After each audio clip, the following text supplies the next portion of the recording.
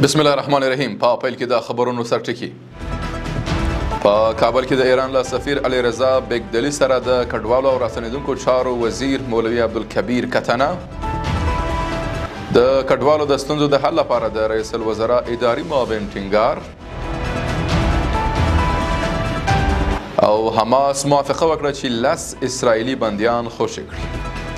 د لوی مهربان خدای په ثنا او ستاینې سره درنو لیدونکو سلام. د نن ورځ خبرونو ته ښه راغلاست. نن پنجشنبه د 1404 کال د چونګاش 19مه نیټه ده.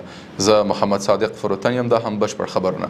د کډوالو او بیرته راستنیدونکو چارو وزیر مولوي عبدالکبیر په کابل کې د ایران له سفیر علیرضا بیګدلي سره وکتل.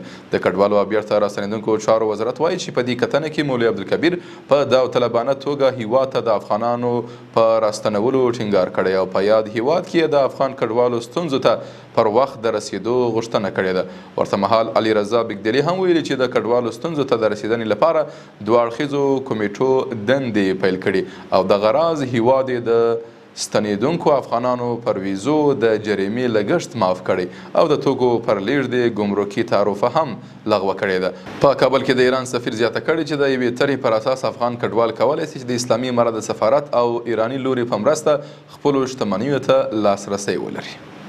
د ریاست الوزرا اداري مرستیال او د کډوالو ستونزو ته د رسیدنې عالی کمیسیون رئیس مولوي عبدالسلام حنفي د یاد کمیسیون په خبري کانفرانس کې ویلي چې هیواد ته د راستنه شوو کډوالو د میاشتې دنې لپاره د ښارګوټو شمیر زیاتوو. ښاغلي حنفي زیاته کړې اوس مهال د هیواد په 15 ولایتونو کې 15 ښارګوټي په پام کې نیول شوي دي. د مولوي عبدالسلام حنفي په وینا د راستنه شوو لپاره په خپلو اړوندو ولایتونو کې ښارګوټي جوړیږي. د امنیتي او تصفیې چارو د مرکزي کمیسیون نوبتي غونډه د کمیسیون مرستیال او د کورنیو چارو وزارت اداري مرستیال مولا رحمت الله نجیب په مشرۍ ترسره شو. په دې غونډه کې د هیواد پر عمومي امنیتي وضعیت او له ګاونډي هیوادونو څخه راستنیدونکو افغانانو ته د امنیتي ځواکونو د خدماتو پر څرنګوالي خبرې شوې دي. د یاد کمیسیون غړو اړوند امنیتي ارګانونو ته سپارښتنه کړې څو راستنیدونکو هیوادوالو ته اړینې اسانتیاوې برابرې کړي. او په پای کې حماس اسلامي غورځنګ اعلان کړی چې غزه کې د اوربند لپاره د 10 اسرائیلي زندانیانو له خوشي کېدو سره موافقه وکړه. حماس په یوه اعلامیه کې ویلي غورځنګ مشران د روان مذاکراتو د بریالیتوب لپاره خپلو هڅو ته دوام ورکوي څو داسې هر اړخیزه پرېکړه وشي چې د ملت پر وړاندې مو جګړه پای ته ورسوي، بشري مرستو ته لاره هواره او په غزه کې د مخ پر زیاتېدونکي رنځ کچه راټیټه کړي. دغه راز حماس ټینګار کړی چې یو شمېر موضوعات لکه د مرستو دوام له غزې څخه د اشغالګرو وتل او د تلپاتې اوربند لپاره رښتینی تضمین په تړاو لا هم مذاکرات کیږي.